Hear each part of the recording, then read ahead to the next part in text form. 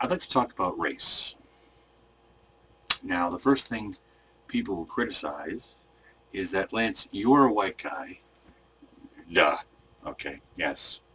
What are you doing talking about the African American experience or oppression, or what do you know about oppression?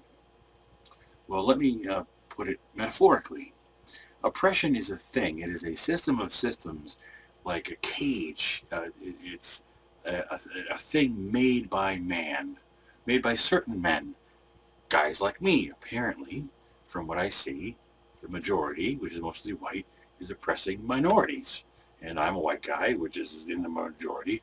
So my people are doing the oppressing of minorities, and I feel horrible about that. Am I unconsciously contributing to this somehow? It's horrible. So you have this thing called oppression, which is a made thing, a man-made thing, and we're all looking at it. And the white people are going, you see that, Margaret? That oppression? Boy, I'm glad I'm not a minority. And the minorities are going, oh my God, yes, we see it. Of course, we see it every day. We live underneath it. And everyone agrees that it's bad. Right? Well, like any made thing, you can do two things to learn about it. Like a chair. You want to know how to make a chair, and you have the chair. Well, you can take apart the chair, and you can measure the chair, and you can look for tool marks. You can flip it over, look for a label to see who made it, right? Okay, well, just like that with oppression, you can measure it. You can look for marks about where it happens and how, okay? But just like a chair, you can physically examine it, or you can talk to the people that made it. Have a dialogue with us. I'm a white guy from New Hampshire. That's like redundant. That's like saying a Spaniard from Spain or an Irishman from Ireland. Okay? I'm an outsider, an observer. Everything is exotic to me. It's like, oh, look at this, Margaret. They call it a burrito. Have you seen one of these before? I have not. For I am from New Hampshire. It's spicy. What's that spice in there?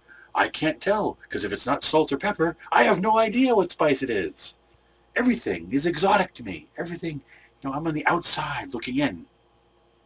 So I see this oppression pretty clearly because I live in New Hampshire that is almost exclusively white, but there's a majority of minorities in our jails.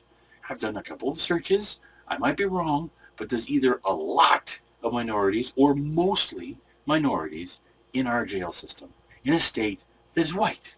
And it seems to me, logically, I'm not a criminologist, that a state's prison population should roughly equate the same ratios as the people that live there.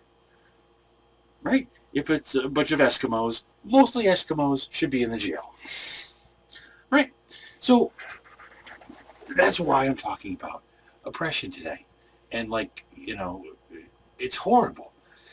Or the N-word. The N-word.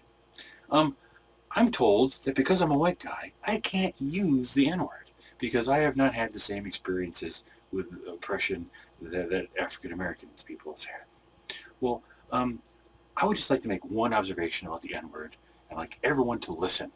And if you agree with this explanation, then pass it on and let's try to do something here, okay? So everyone just focus, right?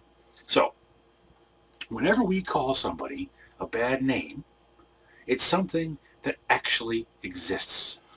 If I call you an a-hole, well, there's such a thing as an a-hole. And if I call you a dick, there's such a thing as a dick. Pardon my language. I'm sorry. If I call you a horse's ass, there's such a thing as a horse's ass. Well, there's no such thing as an N-word. It is purely a manufactured nothing. An N-word, the definition would be, is a black person that is inferior to a white person. Well, we all know that there's no such thing as that, right? And it's reflected in the word because there's no such thing as an N-word. You can't point to one. It might be a derivative of the word for black.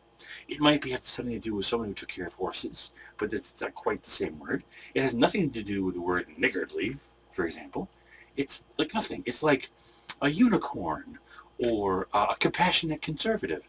You might see one in a storybook or on Fox News, but they don't actually exist. In fact, if you look it up, right here on YouTube, you can see videos of Richard Pryor, who used to use the N-word all the time until he went to Africa.